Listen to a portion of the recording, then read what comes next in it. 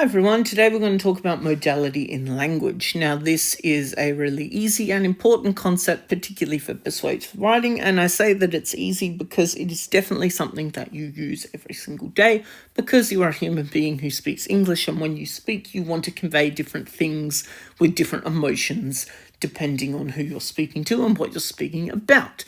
Modality, quite simply, I always put it as the intensity of your language. So high modality words are words which convey urgency, certainty, or necessity, whereas medium and low modality words are more passive, so they convey less urgency. I always like to think of it like the little dial image below, where depending on who you're talking to, what you're talking about, and the intensity that you want your words to get across to who you're speaking to, you can adjust your language to be low, medium, or high. Now let's look at a couple examples of that. So, high modality language. I need food right now. I am absolutely famished and it is vital that I am supplied with sustenance. Obviously, the sentence, the person is very, very hungry, and we know that because they use words like need, right now, absolutely famished, and vital.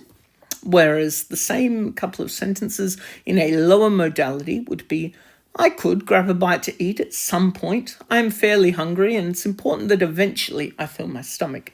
Words like could, some point, fairly, and eventually show less of a kind of certainty and therefore are lower modality. Now, in the context of persuasive writing, let's have a little bit of a look.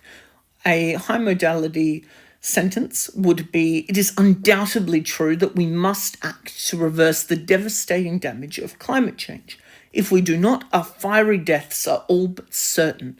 So there, the bolded words convey intensity and drama as well, which I always like to think of it as when you are listening to someone doing a persuasive speech, the words which are usually emphasized with their voice, like undoubtedly and must act, are usually those that are higher modality.